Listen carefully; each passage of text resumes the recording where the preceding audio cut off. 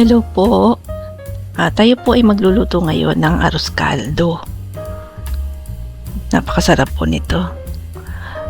So maglalaga lang po tayo ng itlog at pag nalaga na po, itabi lang po muna. Tapos po magpainit po tayo ng mantika sa kaserola at tayo po ay maggigisa ng luya, bawang at sibuyas. So, gigisa lang po, yung simpleng gisa lang. Naman po yung karaniwan nating ginagawa pag luluto tayo ng mga ulam-ulam.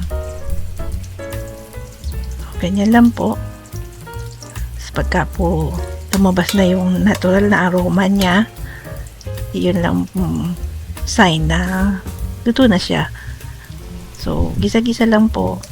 Luya, bawang,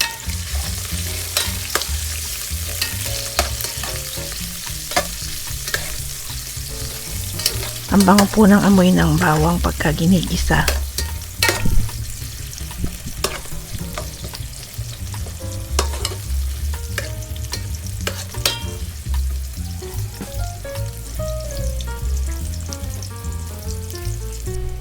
Tapos po ngayon isusunod natin ang sibuyas. Halo-halo lang din po. Doon nga po pala sa mga hindi pa po nakasubscribe, click nyo na po yung subscribe at hit nyo na rin ang notification bell para updated kayo sa mga bagong videos. Doon po sa mga nakasubscribe na, salamat po sa inyong lahat. Maraming salamat po. Pati po sa mga panonood po ninyo ng mga video, salamat po. Yan, nakatapos na po tayo mag-isa. Ngayon naman po, ilalagay po natin ang manok. Isasangkot siya po natin.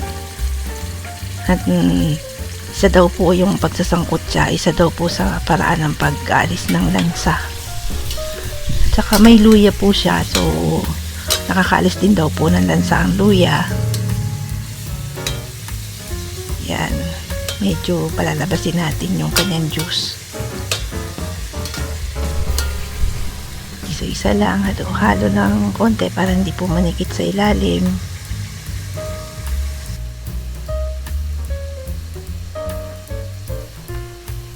Ayan, tapos lalagay po natin yung bigas na malagkit.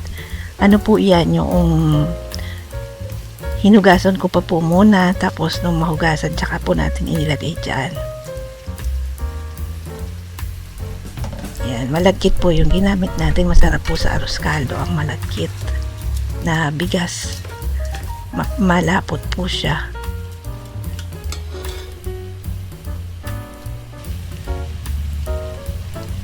Yan, nilagyan lang po natin ng tubig para maluto po.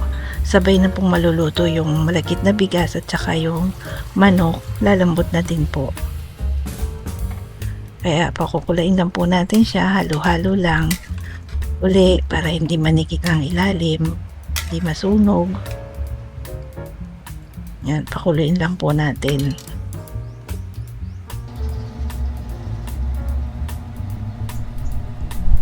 Yan, yung ang masarap din po sa isang style ng pagluluto ng arroz caldo. Yan, nilagyan po natin ang paminta. Yung pagluluto po ng arroz caldo, haluin lang daw po ng haluin para maganda ang putok ng bigas. Ngayon po nilagyan po natin ng powder na ginger. Pero pwede na rin pong wala nun kasi naglagay naman po tayo ng luya. Ano lang po yan, dagdag lang po na flavor. Pero kung meron po kayo, mas masarap pong meron. Ayan, kumukulo na po. Tapos nilagyan po natin ng kasubha.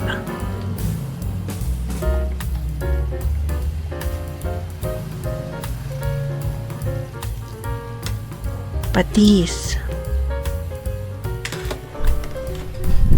Masarap po sa arroz caldo ang may patis. Siya po ang nagdadala ng lasa.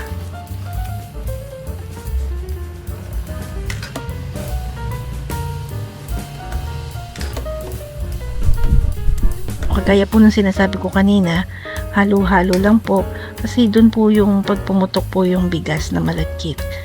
Yun po ang nagpapalapot sa arroz caldo. So, napakasarap po. Lagyan po natin ng cubes, chicken cubes po. Ang dinagdag po natin. At saka yung mura pong dahon ng sibuyas. Hiniwa-hiwa lang po na maliit. Saka po natin ilagay dyan.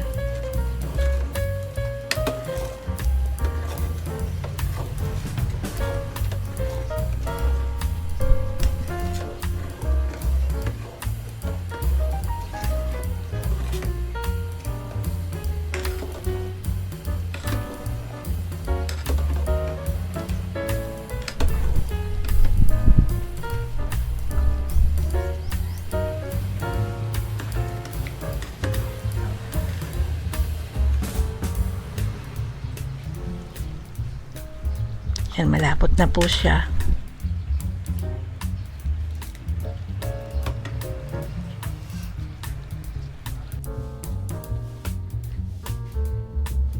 Yan.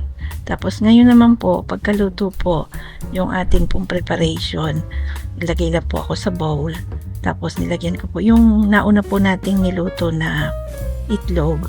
Hard boiled po iyon. Hiniwa ko lang po, biniya ko po. Tapos ano pala ako, hindi ko na po naipakita sa inyo. Yung nag-brown po ako ng garlic. Ayan po siya, nilagay natin. At saka yung murang dahon ng sibuyas uli sa ibabaw para maganda po ang presentation. Lalo nakakagutom pagka maganda ang presentation po. So, ayan po. Luto na po siya. Salamat po sa panonood.